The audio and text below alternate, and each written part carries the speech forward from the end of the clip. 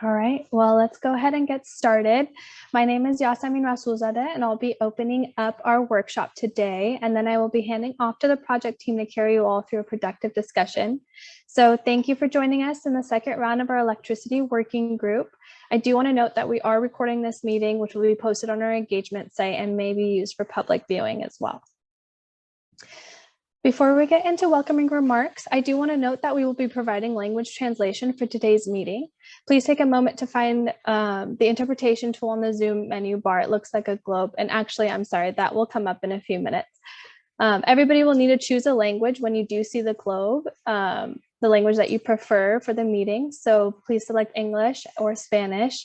Now I'd like to introduce you to our interpreter, Giovanna. She's going to be explaining our Spanish and English language features that we have available for the workshop today. So Giovanna, can you come off mute and tell everybody about the features, please? Hi, good afternoon, everyone. My name is Giovanna Wormsbecker, and I'll be your Spanish interpreter during this meeting. In order to provide language access, this meeting will have simultaneous interpretation from English to Spanish. Please note that the translation globe will not appear until after I've read through all language instructions. Therefore, we're asking that everyone joining us for this event, please select your preferred language to facilitate hearing presenters and participants clearly. If you're on a laptop or a desktop, you will see a globe at the bottom right of your screen. Please click on the globe icon that says interpretation and select English. If you're on an iPad or your cell phone or similar device, then locate the three-dot menu on the right corner of your screen, click on language interpretation, and then select English. When it's your turn to speak, please remember to be loud and clear and speak at a moderate pace, as the interpreter will be interpreting simultaneously into the other language. Buenas tardes a todos, me llamo Giovanna Wormsbecker y seré su intérprete durante esta reunión. Esta reunión contará con interpretación simultánea bidireccional de inglés a español. El globo de traducción no va a aparecer hasta que se hayan leído todas las instrucciones en los dos idiomas. Por lo tanto, pedimos que los presentes que seleccionen su idioma preferido para facilitar escuchar a los presentadores y participantes con claridad. Si está utilizando una computadora, verá un icono en la parte inferior de la pantalla a la derecha en forma de globo que dice interpretación. Haga clic ahí y seleccione español. Si está utilizando un iPad o su teléfono, localice el menú de 3 puntos que aparece a la derecha de su pantalla. Haga clic en interpretación de idiomas y elija español. Cuando sea su turno de hablar, por favor recuerde hablar con voz fuerte y clara y a un paso moderado, ya que el intérprete estará interpretando simultáneamente el otro idioma. Thank you. Great, thank you so much, Giovanna. You should be able to see the globe shortly now. All right, so we will be using a variety of methods to hear from you today. You will have the same features whether you are joining from your computer or cell phone. So please try to type in your thoughts using the chat feature, which is located at the bottom of your screen. And if you are joining by cell, select the 3 dots at the lower right of your screen. If you would like to speak over the audio, please use the raise your hand option, also located at the bottom of your screen. And if you're calling in, please enter *9. We'll be using these 2 features in addition to a virtual whiteboard. Additionally, we will pause in between our speakers to ask you questions and hear your thoughts. The majority of our time will be focused on hearing your comments and answering your questions as best as we can. Here are those same Zoom features, but from a mobile view for anyone who may be joining from their mobile device through the Zoom app. If you select more on the bottom taskbar in Zoom, you will see the options to chat.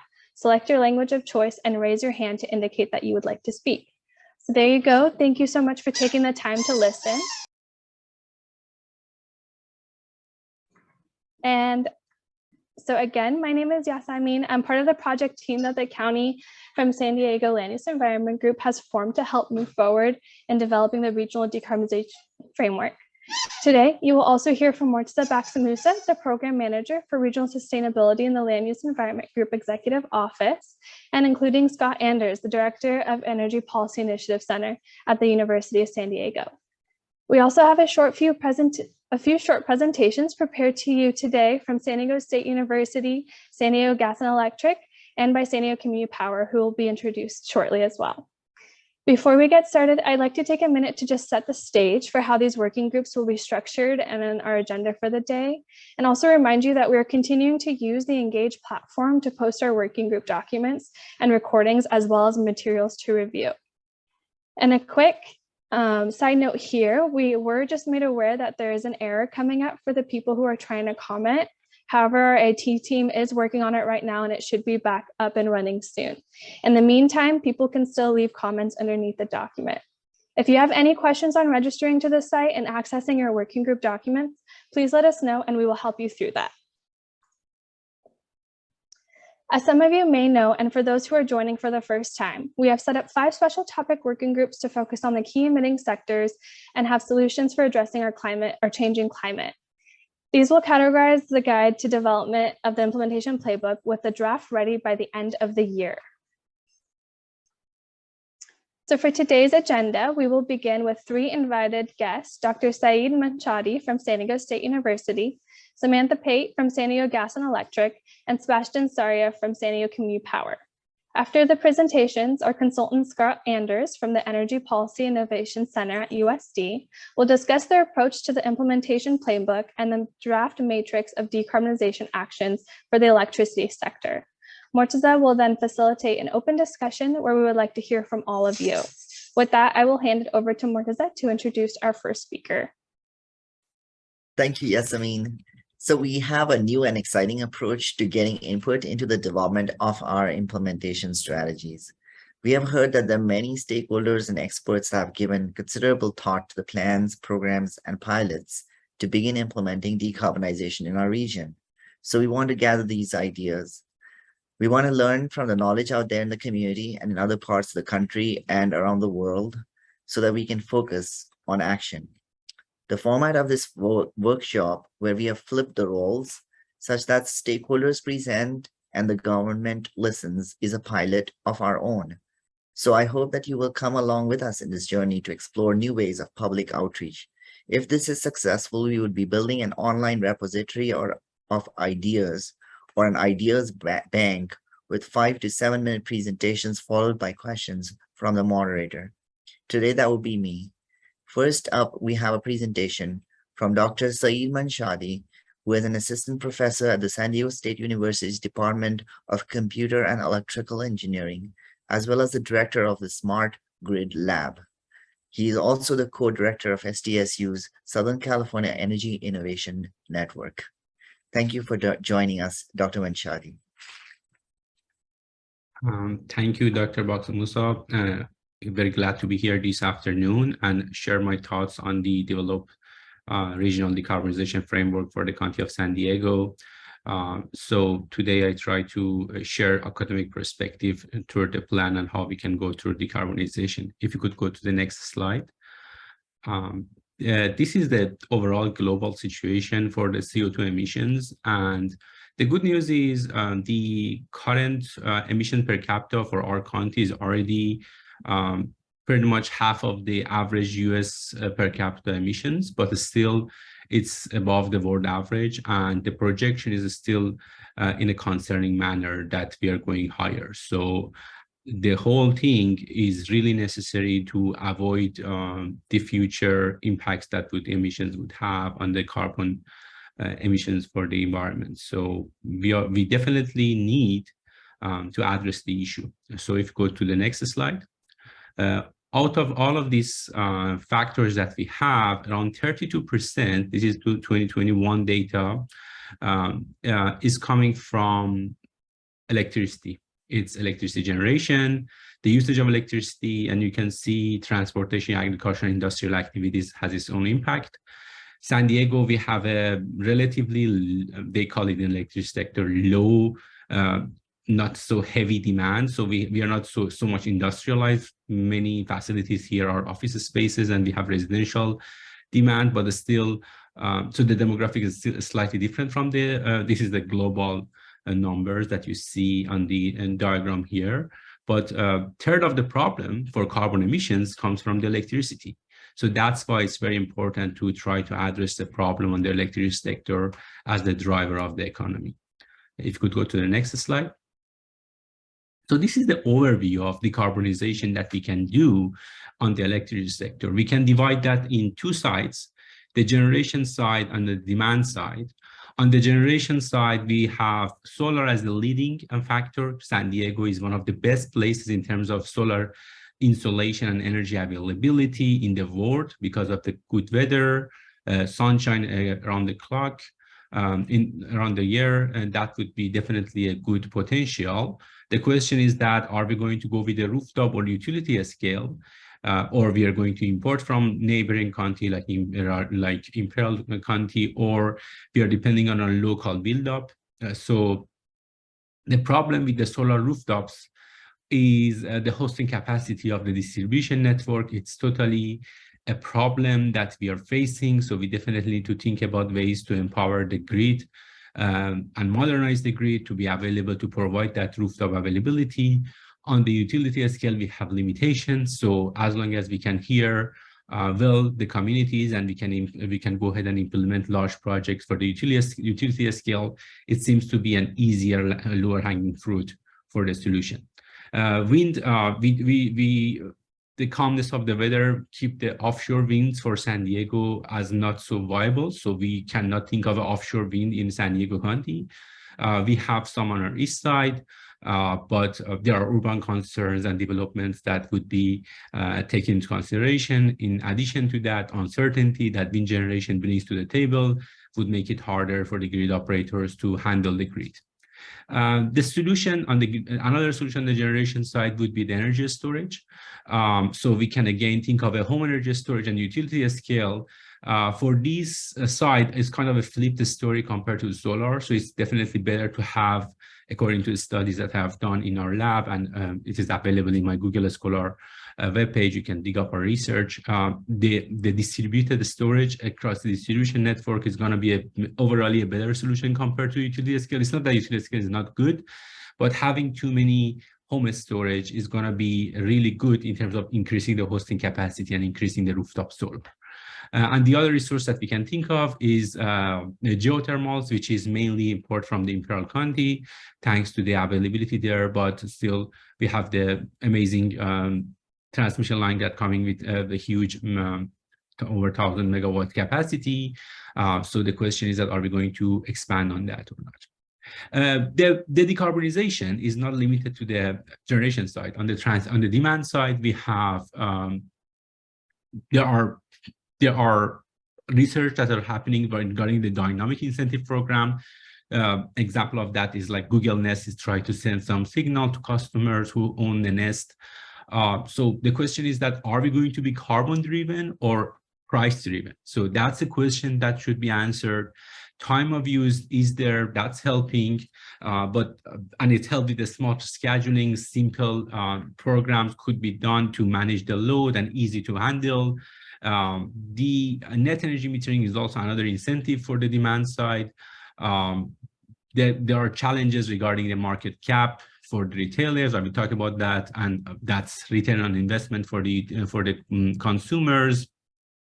And it would, there are arguments that would over the long run, it might have an adverse impact on those who are not owning a solar. That would be something that raise the economic justice issues. Another thing another emerging factor is the demand. On the demand side is the transportation electrification and how to charge up electric vehicles. A smarter scheduling of them could have a very good impact on mitigating, basically deferring the potential need for the electricity grid upgrades if we want to electrify everything. So I urge that it's going to be a huge challenge if we don't think about that properly. If we want to energize every single vehicle miles driven in 2020, we need to expand our power grid by 5-fold in California total. So that's I'm talking about every single vehicle miles traveled, 100% no more gas. So that's the extreme scenario. But if you're talking about the total decarbonization, that means we should prepare our grid very much. And of course, we have another concern on the customer side, which is the public safety regarding the public safety power shutoffs on the wildfire hazard areas. So this is the general picture, and I want to focus on a couple of these items for a further discussion regarding the decarbonization framework that we have here in San Diego County. If you could go to the next slide, please. So in the county report, there is a need for 200 megawatt clean power plants. So the question is that wind, solar, or other geothermal. I personally think solar would be a better solution given the availability that we have around the area. Utility scale solar would be something that just make more sense regarding handling the grid, regarding the economic justice and the grid upgrades that would need it to go beyond a certain threshold for the penetration of renewables would make it just hard for the solar rooftops to go beyond a certain number. There are, of course, concerns regarding local community, limited land availability, and third-party investments that would be required with the dropping PPA numbers, which recently there was a bump in the number, but overall the trend is downward. So the investment is becoming a challenge without enough subsidies. And then we have, maybe we can think of consumer-owned assets like hosting capacity limitations and equity in the access. As I mentioned, people would need to expect to receive the return on their investment, but the limitation on the grid might not be helping to go in that. So it's just not the case that you go ahead and put the solar on every single rooftop. You should have a grid who is responsible for that. Now that's a huge challenge, specifically for the areas that are having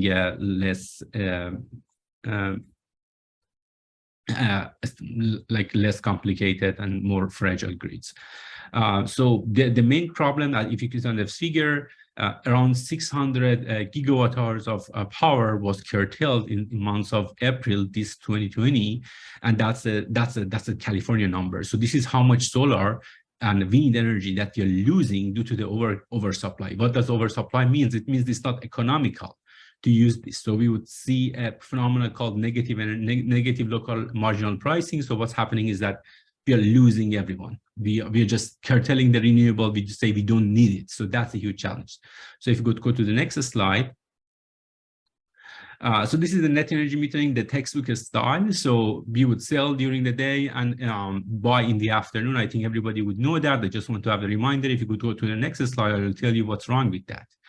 So the main issue with this net energy metering is that we are treating the grid as an ultimate magical storage.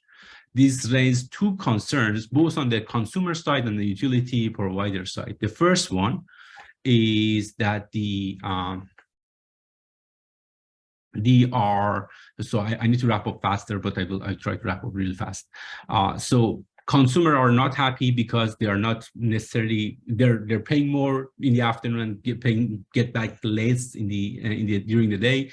And utilities, consumer choice providers need to purchase electricity from consumer at a price which is higher than the market prices.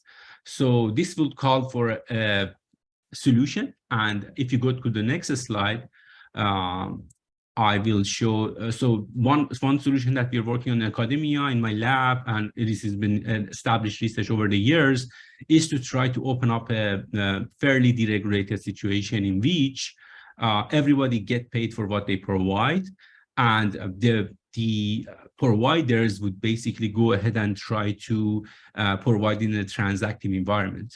That would call for a justice that would bring the prices lower, that will increase the social welfare maximization, and that's also something that would let every party involved to get advantage of what they offer. The only issue with that is how to facilitate that and how we can go ahead and take care of this in terms of implementation. That's the research that has been established. So if I can conclude in the next slide.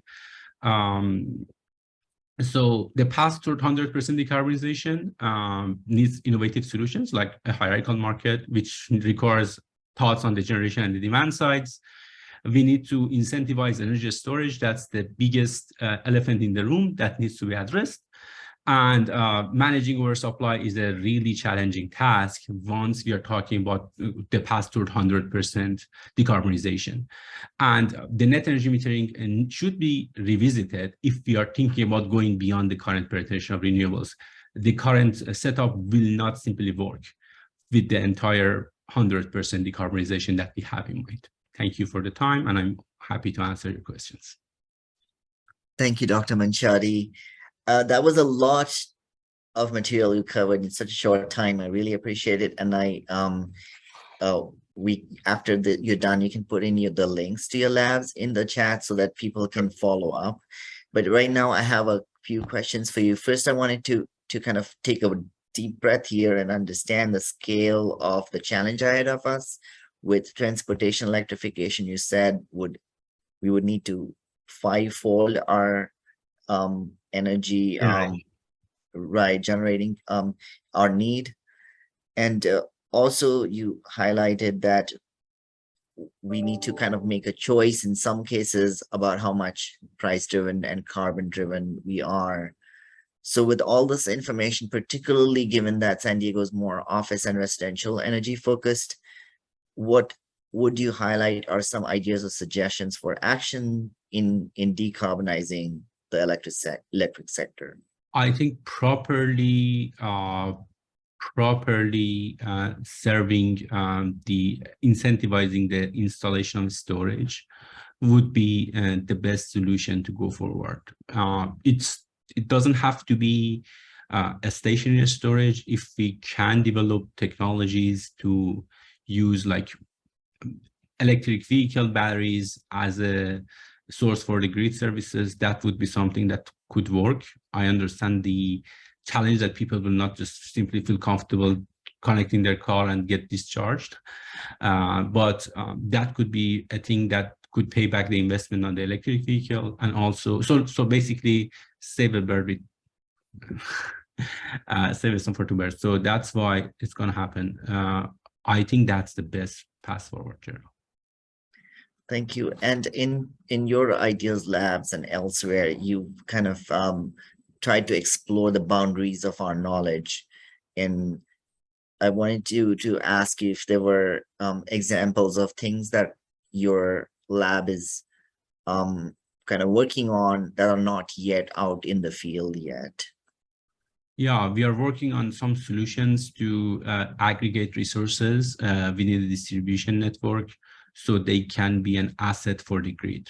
So think of a virtual power plant or the grid. So, but the difference is we are empowering consumers with the availability to provide services to the grid. So that's an active research that we're currently working with, and if successful, that would be, and we have some partners in the region with that, that would be something transformational with this technology.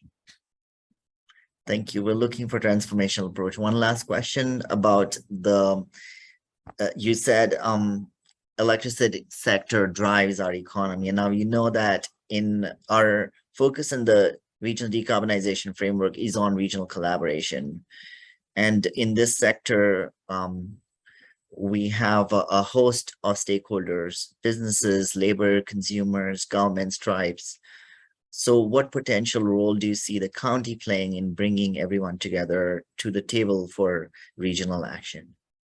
County can be the facilitator, that is, permitting, fast permitting, supporting the innovative projects, try to communicate with the communities if they have any concerns, to make sure that the project that have good value to the county would go forward. I know that comes with some sacrifices, but I think public outreach and making sure that everybody feel like they heard, and what they're providing, what they're bringing to the table is a fair share for this decarbonization framework.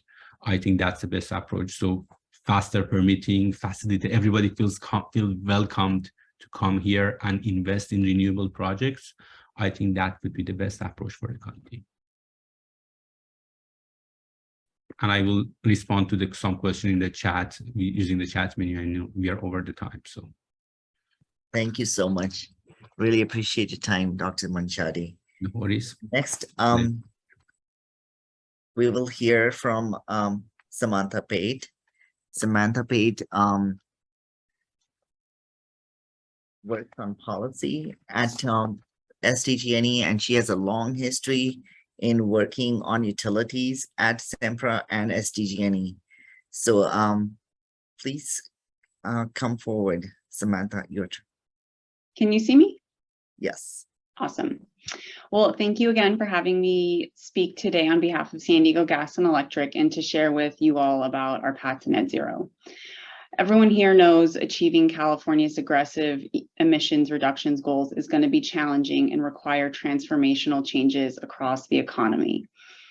SDG&E published the Path to Net Zero in April of this year, similar to the county's effort to analyze and identify one potential solution for California and SDG&E service territory. Our roadmap demonstrates one example of how we can accomplish our collective goals. We partnered, similar to you all, with decarbonization experts from Black & Veatch, Boston Consulting Group, and UC San Diego Professor David Victor, who's also an advisor and contributor to the county's work. We found that effective decarbonization is going to require a diversified approach that leverages a combination of clean electricity, clean fuels, and the use of carbon removal technologies.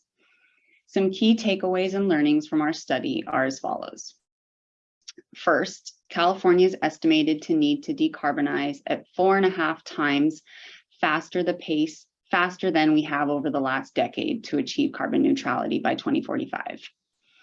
Second, electricity consumption is expected to roughly double through 2045 as well, and that's primarily due to the electrification of the transportation and building sectors. And to serve this demand, electric generation capacity at the California level is estimated to increase approximately 4 times the capacity that existed in 2020. California has already served as a global sustainability leader and has made significant progress on the policy goals to date. But looking ahead, additional support and collaboration between policymakers and stakeholders is going to be needed to ensure we're successful in achieving net zero. So we really do commend the county on this effort. Next slide, please. Related to this, our roadmap proposed 4 main areas of policy support. Affordability and, just as importantly, equity are going to be key considerations going forward, and decarbonization is only going to be successful if everyone benefits. Historically, the state's electric rate structure has been designed to encourage Californians to conserve electricity through a tiered volumetric rate, which effectively disincentivizes people from using more electricity. As we transition to a future that is highly electrified and utilizes more levels of clean electricity, we need to change the way electricity is priced to ensure it's economically feasible for Californians to use more electricity to fuel more parts of their lives. We also need to ensure low-income households are able to benefit from the clean energy transition. There are significant upfront capital costs required to electrify your car, your home, and those least able to afford these new technologies are at risk for not being able to electrify. SDG&E was pleased with the governor's approximate $900 million proposal to support building decarbonization that was focused on low and moderate income communities. We believe this is a great step, and more actions and budgets need to be modeled like this going forward. We also support an equitable and informed transition for all potentially affected workforces as we move towards an unelectrified future. The policies and programs that support the workforce transformation through the decarbonization journey are of utmost importance to us. Although many jobs may evolve, we remain confident that the highly skilled workers who may be at risk will be able to adapt to and meet the infrastructure and climate goals set forth. We believe partnering together on workforce readiness studies and future workforce planning efforts will support a just transition. Second, reliability of the electric sector needs to be a top priority. SDG&E's roadmap was the first publicly available analysis to use the industry standard for reliability in modeling decarbonization through 2045. So SB 100 has set up the electric sector to already be on a path to be 100% carbon free by 2045. It was interesting to see Dr. Manshadi, frame the global scale. I think but in California, our electric sector has really significantly reduced emissions over the last decade, over 40%. So today in California, the electric sector reflects only 14% of emissions today. But we need to ensure that the electric sector meets the same reliability standard going forward as more parts of the economy electrify. We identified that there was a need for a clean and dispatchable source of electricity to complement renewables and batteries when the sun isn't shining or the wind isn't blowing for extended periods of time. So we're actively advocating for reliability to be incorporated into long-term state planning proceedings. And geographical diversity also has a role here in enhancing reliability. We recognize that California is part of an electric system that extends beyond our state borders. We continue to support the California ISO's RTO market expansion efforts to enhance market efficiencies and optimize renewable resources across the Western states. Third, we need to be enabling the deployment of decarbonization infrastructure. So a similar thread to the previous presentation. As California residents own more higher increasing levels of EVs and electric space and water heaters, the electric system has to be ready to deliver growing amounts of clean, reliable electricity. And to align this infrastructure with the pace of decarbonization, certain regulatory and policy changes will be needed. For example, removing obstacles to siting and permitting, and simplifying and accelerating regulatory review. Streamlining local permitting processes would be a very helpful option that the RDF could consider in this effort. And finally, we all need to be innovative. The state should be encouraging and funding RD&D efforts to ensure new decarbonization technologies are available to be deployed at the lowest possible cost. So this includes pilot projects for emerging technologies, such as clean hydrogen. As we look forward to 2045, successful decarbonization is going to require these 4 elements and necessitate stakeholders all working together to achieve our collective goals. Thank you. Thank you very much, Samantha. So really appreciate your time in coming here. You are the Director of Strategic Planning for SDG&E, and you also had a pretty robust understanding and history with through SEMPRA and the utility providers, how investors look at the investing utilities of the future. And particularly I was impressed by your resume on the financial planning perspective too. So with all that information, could you like highlight some ideas or suggestions for action for us in San Diego region? In the San Diego, I mean, I think not specific to San Diego, again, it's touching on my point about the importance of reliability for the electric sector. You know, as people swap their gasoline usage to fuel their vehicles with clean electricity, they're going to expect it to be reliably there whenever they want to charge their cars. So the more that people can factor in reliability when they're doing long-term decarbonization planning, the better, because without that reliability lens, as we move forward into our clean future, we don't want to be unprepared or unreliable as electricity fuels more of our lives, I would say. Thank you. I think that reliability was a key contribution of that study. So as we are thinking from our knowledge base, you did mention some of the R&D efforts, and I want to kind of harken back to your breadth of experience from the financial side as well and investment side. Are there any other case studies from maybe outside our region that we can learn from, or future regulatory and technological advances? Yeah, I mean, I think a lot of the European countries are doing some cutting edge work, particularly Iceland and its DAC units. I think there's a lot for us to keep an eye on there, and either challenges or insights gained over time. And, you know, hopefully we can all bring down the cost of these very nascent technologies today, so it's more affordable for all of us Californians.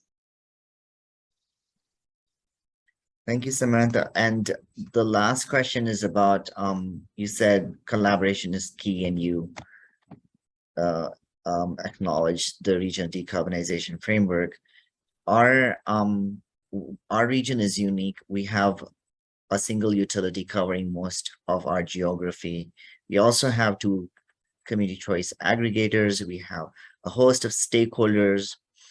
Most of the players are pretty finite within our San Diego County region area. So what potential role do you see the county playing in bringing everybody to the table for this kind of regional dialogue and action? Yeah, I mean, I think very similar to the previous answer. I think the county has the ability to be a great mediator for our local stakeholders. SDG&E serves both the unincorporated areas of the county as well as the other municipalities within. So we have a broad stakeholder base, and I think consistency throughout the jurisdiction and more broadly the state as well is going to help align the stakeholders, and that's going to be critical in meeting the goals. We fully support electrification and want to support the state in achieving our goals, but we know we can't do it without the help of our stakeholders. Thank you very much. That's it for today. Really appreciate you coming here with us. Thank you. Next, we have Sebastian. This is the final stakeholder presentation for today. We will be having future ones in the future workshops. Sebastian Sierra is a policy manager at the San Diego Community Power, and he also has a breadth of experience on legislative and regulatory affairs, as well as with the CPUC. Go ahead, Sebastian. Thank you very much, Murtaza, and thank you so much for inviting us to CP. We're very excited to be here and share with you all a recent program that we've been working on really for the past 2 years, and tell you a little bit more about it. So if we can go to the next slide, please. So for a little bit of background, in 2013, the Assembly established AB 327. What AB 327 did is that it directed the PUC to design alternatives to the NEM program. So what we think of as rooftop solar, and particularly from an equitable and accessibility point of view, in that renters and people living in multifamily homes oftentimes cannot benefit from the benefits that come from rooftop solar. So the PUC established a series of programs. I won't go into all of that detail, but I will highlight for the purpose of this conversation, 2 of them. In 2018, the PUC created 2 programs that oftentimes go hand in hand. They have a wonky name, but they are called Disadvantaged Communities Green Tariff and Community Solar Green Tariff Programs, or DAC-GT, CS-GT. These programs were created in 2018 for IOUs and existing CCAs. At the time, STCP was not around. And so there were various decisions, as you can see here on this screen, and a resolution which provided capacity allocation to those existing LSCs. Since STCP was not in existence at the time, we did not receive one, but we became aware of it in late 2019. And by the end of 2019, those IUs and CCAs were required to submit implementation plans to become program administrators for this program. Next slide, please. So what exactly do these programs do? As I mentioned, they were created to address the equitable question of not everybody owning a single family home and having access to a rooftop for rooftop solar. So DAC-GT and CS-GT are pretty similar with some differences. On eligible customers, DAC-GT is available for CARE-FARA eligible customers. So these are what you would consider low-income customers living in disadvantaged communities as designated by CalEnviroscreen. CS-GT is available also for residential DAC customers, so living in disadvantaged communities. But the generating facility has a minimum of 50% of the generating load needs to be provided to low-income customers or CARE-FARA customers. The remaining 25% can be provided to non-low-income customers living in DACs. And then the extra 25% can be provided to what we would call a community sponsor. And I'll talk about that in a little bit more detail later. These customers under both programs would receive 100% renewable energy, and they would receive a 20% bill discount on their otherwise applicable tariff. So whatever tariff you're on with SDG&E or with us, then you would receive an additional 20% on the cost. On project location, for DAC-GT, these have to be, and for CSGT, these have to be new build resources. And so for DAC-GT, those projects need to be located in a DAC within SDG&E's service territory. And with CSGT, they also need to be located in DACs, but those DACs need to be within 5 miles of a subscribing customer's census tract.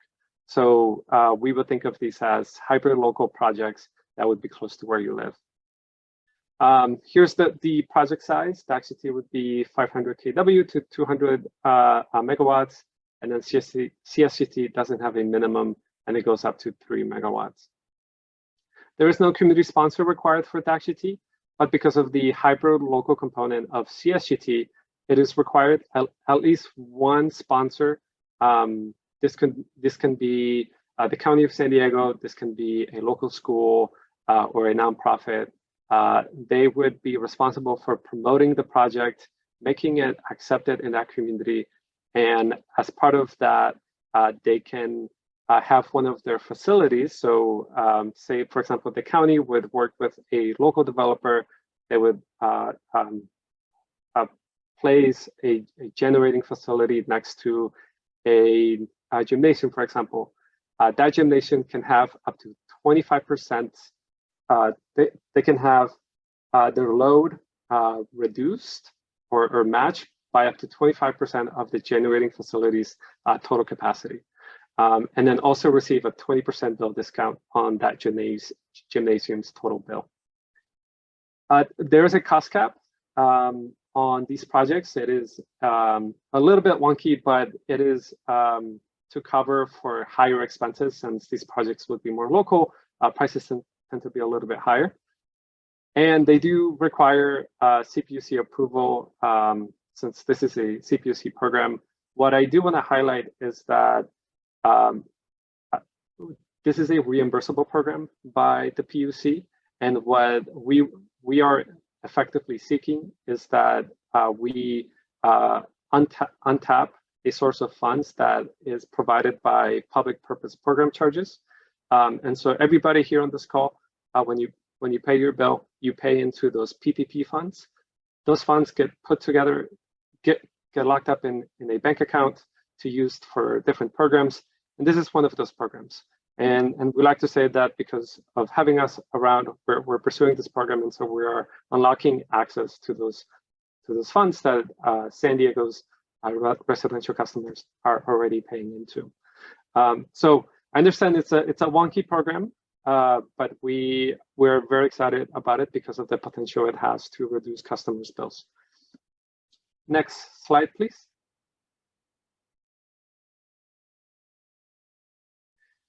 In terms of next steps, SDCP, as I mentioned, we've been working on this for the past couple of years. In 2019, we were made aware. So for those who may not be aware, SDCP was formed on October 1st, 2019. And then in 2020, at the end of 2020, was when we became aware of this program. Since then, we've been growing as an agency. If you want to learn more about us, please go to sdcommunitypower.org. But since then, we've been learning more about it and gearing up to submit an implementation advice letter to become a program administrator. We concluded our process last Wednesday. We submitted our advice letter with the PUC, and we are expecting approval in the new year. At that point, we will officially become APA. And that's when the program design and implementation will begin. Due to just the fact that there are no existing resources located in DACs within the county. We have to build new resources, and that takes time. So we are anticipating customers to be enrolled and benefiting from this program in roughly 2025, which is roughly the time that we set out RFPs, we go through that PPA process, negotiation, et cetera, and then getting actual new steel on the ground built and working. So happy to answer more questions. I understand it's a big program, but we're excited about it. We would become the CCA with the largest allocation in the state, and so that's why we're here to get those access.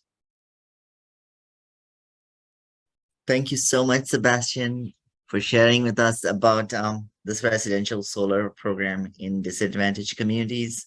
And it's also congratulations on your 3-year anniversary. That just it's a lot to accomplish in a short time. So with the information you presented, and I'm kind of asking a similar question to the other panelists as well. We are trying to gather ideas and suggestions for action in decarbonizing the electric sector. So if you were to kind of give me a thumbnail sketch, what would it be about? How do we decarbonize the electric sector in San Diego? Yeah, that's a great question. I think SCCP's actions in pursuing this program early on hammer at that question, in the sense that we are trying to provide low-income customers with 100% renewable energy, with a building out a new resource, and working on adding storage as well, to the earlier points of ensuring that any new solar is paired with storage. So ensuring that those vulnerable populations, those low-income DAC customers that oftentimes don't have the means to and the wherewithal to install rooftop solar, to pay a little bit extra for our Power 100 tier, and who are struggling on their bills. And so pursuing programs like these that really puts them first in trying to decarbonize their generation can really go a long way, in my opinion. And thank you so much for that, Sebastian. Going back to the role you have as a CCA in scoping our region and the lessons you learned from it, I think you are the second largest in the state, and if not one of the largest in the countries now. What do you think, what kind of knowledge gaps are you coming up against? And particularly, are there lessons learned from outside our region that we can learn from as well? Yeah, as a new load serving entity, LSC, and CCA, we are working very quickly and efficiently to get up to speed with everything that occurs in the energy industry, and with that, I think we're doing a pretty good job as it applies to community solar and solar access programs as a whole. I would say that the concept of community solar is fairly new in California. As you saw earlier from the slides, legislation was passed in 2013, and then a series of programs was utilized in 2018. And then I see Joe mentioning AB 2316 by Assemblymember Chris Ward. That is a new bill that is being looped into an existing proceeding. So just to get a little technical at the moment, the California Public Utilities Commission has opened, or originally opened, what's called as an application for review of the green access programs. And this is turning out to be just of a total review on solar access programs, community solar in the state. And so as part of it, they're going to be taking a look at these two programs that I mentioned, but they're also going to be looking at Assembly Member Awards AB 2316 and how that plays into the whole picture. And they're also entertaining party proposals from Grid Alternatives, the Coalition for Community Solar Access, on what else should we do to bring community solar here to the state and get us up to speed to other states like Minnesota and Illinois. Thank you. Thank you, Sebastian. One last question, and this is kind of important for the county. That's why I need to ask you this. This is about regional collaboration. And as I had described, we have a finite number of stakeholders in this region that kind of in some ways drive some of the policy direction. And what role do you see the county playing in bringing everyone to the table for for regional action? Yeah, another great question, and I think mine will be similar to Samantha's from earlier in utilizing the county's role and presence in the unincorporated communities, also utilizing the authority that the county has on land use, on permitting and siting. I particularly think that as we move forward to a more decarbonized system, ensuring that projects are streamlined and approved as quickly as possible, but also going through the right means, will ensure that we can meet our compliance obligations, that we can get new local resources online. And so I really see that as key for the county and for the electricity providers here in the region. Thank you very much, Sebastian. And with that concludes the stakeholder component of our presentations today. I will transition to the University of San Diego Energy Policy Initiative Center, or EPIC. They are our consultants that are developing an implementation playbook that we intend to present to our board in spring of next year in order to provide guidance at the 3 levels that I had covered in the past, but I'll quickly touch on them. The first is to draw out actions that each organization, business, and government can do on their own.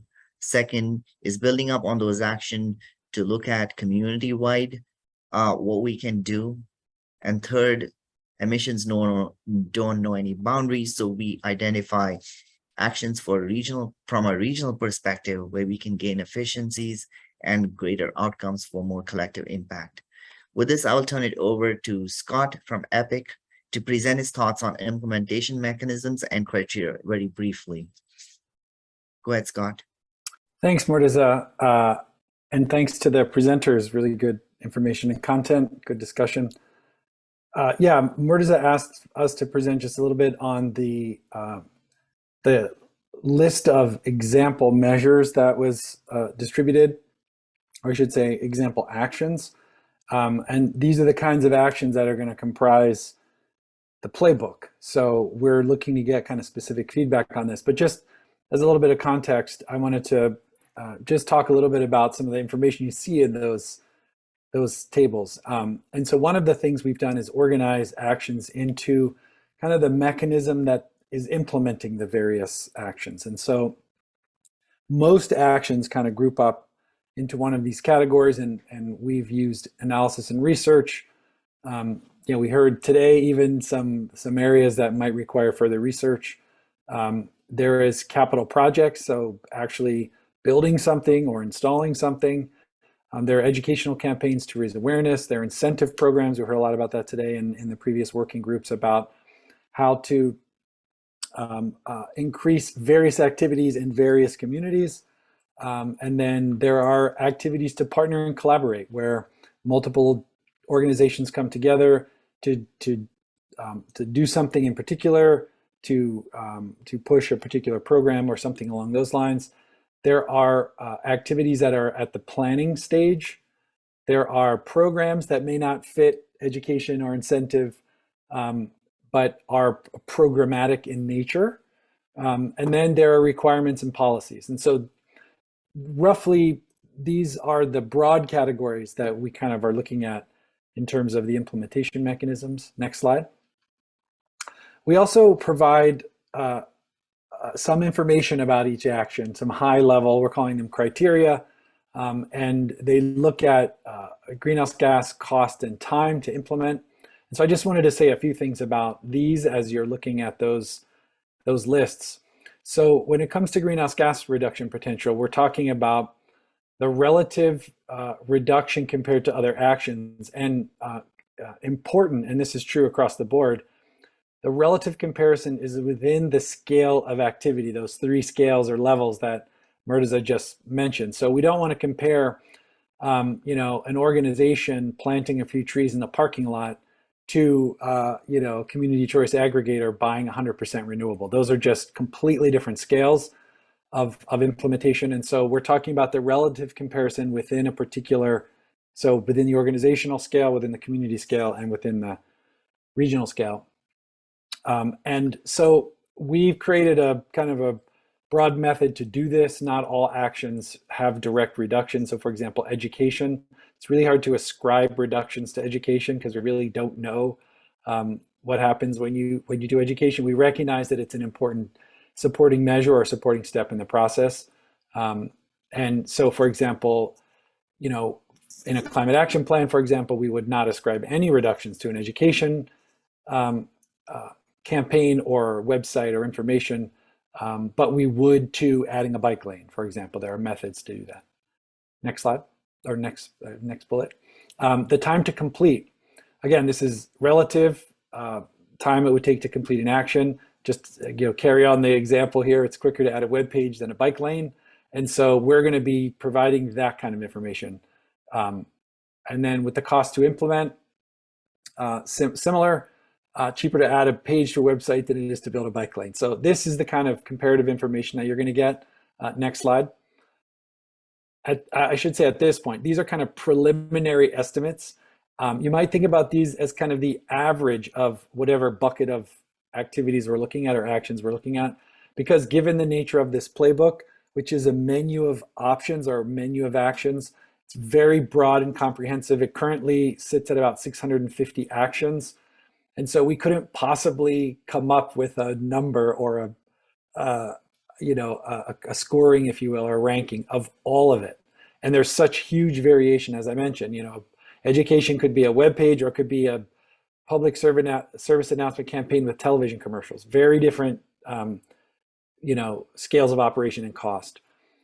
So we're really just talking about this kind of initial screening kind of for decision-making purposes. Like, what's more expensive? Is X more expensive than Y? Would X give you more reductions than Y? So that's kind of the intent at this point. Going forward, if you wanted to talk about a specific activity and you wanted to really dig into the cost, additional analysis would certainly be required. Next. And we also recognize that in addition to those 3 that I mentioned on the previous slide, there are lots of other co-benefits, and we've heard about a lot of those in these working groups. Air pollution, like air quality issues, not like the criteria pollutants, not CO2, environmental quality and public health, many, many others. But just to clarify, the purpose or the primary concern of the RDF is greenhouse gas emissions. We don't want to do it. We don't want to focus on that at the exclusion of those other things. We're just saying that in this particular effort, we're going to focus on those. We also recognize the workforce and equity implications. It's a little more difficult to say that about to kind of provide information on every action, but the playbook will provide at a higher level some insights into the workforce and equity considerations. So anyway, just a high level, just to kind of ground and orient folks about what they're looking at when they see high, medium, low in that table. Thank you very much, Scott. As Scott mentioned, we have sent out emails with the material with linking to the Engage website, and this material, I'll just briefly go over it so that you can situate exactly what it is that we're looking at.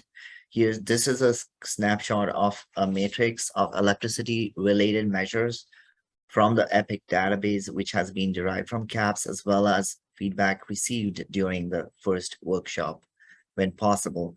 This is available for comment directly under the document review tab in the Engage website, and we invite you to provide some initial comments and feedbacks on these tables to better inform the draft playbook. Also, this list is organized by the 3 scales we explained: organization, community, and regional. For each of these scales or user types, we're guiding the user down a pathway such as decarbonizing electric supply. As Scott explained, there are 8 implementation mechanisms, from planning and policy to analysis and research. And in this, we've added 3 columns here: estimated time to complete, short, mid, long, impacts on emissions, and whether the cost was low, medium, or high. Next. This one shows the community scale. We also show that the track splits into 2, customer and grid supply. As Robert Frost said, 2 roads diverged in a wood, and I took the road less traveled, and that has made all the difference. Next slide. This slide shows the regional angle. This is the difficult one to fill up, but it is beginning to start a conversation at a regional scale, and we will get there. So now we want to hear from you. You can use the chat today. You can come over audio. You can email us, use the Engage tool, call us. However you want to provide input that works for you. We want you to think of the implementation playbook that is drafted as a result of this. Through all the topics you heard, there are 3 common themes that we want your feedback on. First, what works or does not work based on your experience. Second, what are the impacts on disadvantaged communities, either positive or negative? And the third is what is missing, like what kind of activities, including R&D, implementation plans, financial incentives, workforce training, education and outreach, as well as activities to implement and stop and monitor progress. So with that, I'll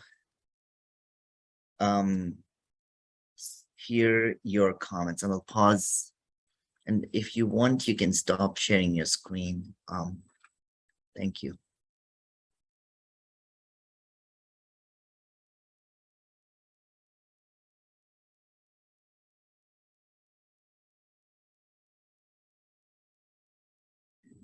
Whilst people are thinking about if there's any questions or comments, I will ask Scott for just giving us examples. And this by the way, has also been sent out, this information, through the Engage website. But if you can give us examples of on an organizational level of decarbonizing electricity, like just a couple examples.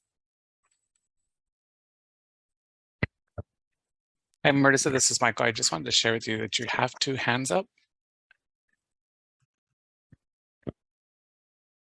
Okay, we'll get to you in a minute. Scott, do you have a response on? Yeah. So we for the playbook, we want to include examples, case studies, if you will, probably not very detailed, but just examples of the kinds of things we're talking about. And so for the electricity area, for example, we know that Borrego Springs has a microgrid. We know that UCSD has a microgrid. We know that there are other organizations like our own. University of San Diego has solar storage, fuel cells. I am a Kaiser Permanente customer or member, and so when I go to the doctor, I have solar covered parking. So these are the kinds of organizational scale examples we're going to be pointing to. And then on the community side, actually the community would probably be Borrego Springs would be in the community, but also City of Encinitas and some other cities in our region have adopted policies to require non-residential buildings, new, altered, or additions to buildings to include rooftop solar. And we were also going to, I mean, Sebastian talked about it well, but on the community scale, we have numerous cities have joined into the community choice aggregation program, which also serves as a regional example of how this might work. There are some projects in the region like the Olivenhain Pump Storage Project, which is part of the overall storage and renewable integration strategy. So these are just a couple examples that we've pulled together, and we provided a list to Murtaza to get comment. We would really love to get your thoughts and feedback. Are there any obvious big projects or programs or examples that we're missing that are noteworthy and worth mentioning? We definitely want to hear back. Thank you very much, Scott, for that. Okay, I'll come quickly. I'll come over to the raised hands so that you can come on the audio. If you're ready for it, Carl, then come over. Sure. Hi, everyone. So one thing that I wanted to flag, we really appreciate that we have these two community choice energy groups here in the county. That's a huge step in the right direction. That's intended to create new demand for renewable electricity, outsizing what the renewable portfolio standards would demand. So there's that slow schedule from the RPS, and this new demand from CCEs should make our demand higher, which is great. But what we're starting to see is a trend of that opposite problem, which is the supply is not coming online fast enough. And so unfortunately, we're relying really heavily on a market strategy of if we have enough demand, the supply will fill itself in. And I wanted to just draw a parallel to if we were starving to death, we would not be, waiting for farmers to think about maybe starting to grow more food. That we would step in and start coming up with creative ways of creating that supply where it's not happening. So this is really early days where we're seeing that, but I think in seeing the CCAs kind of scrambling to try to get access to the renewable energy that they need to contract for, we're already seeing some cracks in this process. And I hope that that could be part of this framework, is to come up with some strategies where we really not just encourage developers to develop new power systems, but find another way. Thank you. Thank you, Carl. Go ahead, Joe, if you're ready.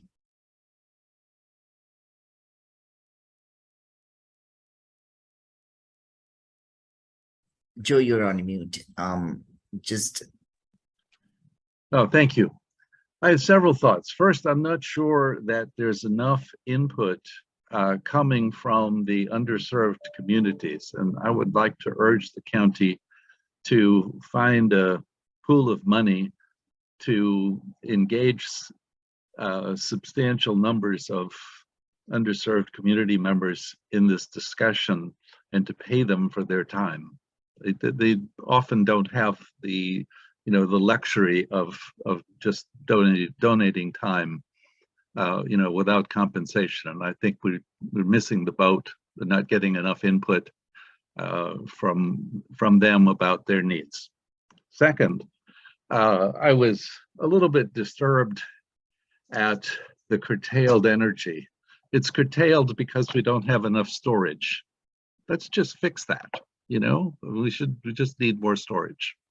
Next, my personal bias here, and there's lots of reasons for it, is that we should focus very, very heavily on community energy, microgrids, and do everything possible at the organizational level and at the community level to get microgrids deployed with storage, and to build heavily on distributed energy facilities and resources.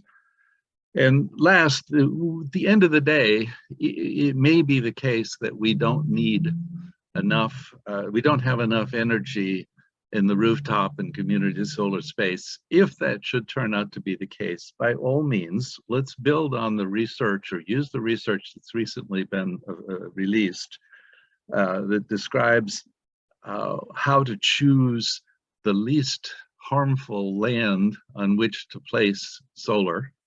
And alternatively, there's a fair number of new reports about solar being intermixed with agriculture, plants or animals, creating actually better growing conditions and better agricultural output by providing shade for some plants and animals. And so let's work closely with and try to engage our farming community to intersperse solar with the farming to improve both, bringing additional sources of income to the farming community, as well as getting solar farms placed in sensible locations where we get multiple benefits. Thank you very much, Joe. Your point about disadvantaged community participation is very important to us, and we need help, and we will be working on it. I think Yasamin after this is going to cover the regional convenings. We hope to address some of those deficiencies as we move forward. With that, I have one more hand raised. Oh, actually, yeah, David, go ahead if you're ready. Yes, thank you. I was happy to hear, well, I should say my name is David Garman, and I am really speaking from Borrego Springs today. I was happy to hear Scott Anders mention Borrego Springs. To echo what Joe said, Borrego Springs is not just a disadvantaged community, it is a severely disadvantaged community. And it would be very helpful if there could be outreach to that particular community, because it is vulnerable to some of the planning processes that the county comes up with. I'm delighted that the county is providing this type of leadership. This is really the existential issue of our generation. So it's wonderful that the county is doing this. But Mirza, I was a little chagrined when you mentioned that there were a limited number of stakeholders who tend to drive policy. I'm hoping from the county's perspective that the county will see that there are 3.3 million stakeholders in San Diego County, and that each one of them has something valuable to say about how we solve this problem. The danger of letting limited number of stakeholders drive policy is that we will come up with the same old solutions, which will be utility scale, generating capacity out in the desert, transmission lines going 100 miles back to the city, and really suboptimal solutions. So I'm hoping that won't happen. That happened a few years ago with the Desert Renewable Energy Conservation Plan, which was a state and federal effort to address this problem. And it was the same old stakeholders driving these solutions that were certainly damaging, potentially damaging to Borrego Springs if they'd gone forward, but would have been suboptimal for the whole county. So those are my comments. I hope that that we'll hear from all the stakeholders, and we'll really come up with new and creative solutions this time. Thank you. Thank you very much, David. And as I mentioned earlier, in terms of the disadvantaged communities, there are lots of voices that are not there, that are missing. Our hope with this movement that we want to build up is to bring everyone into the table, into this discussion.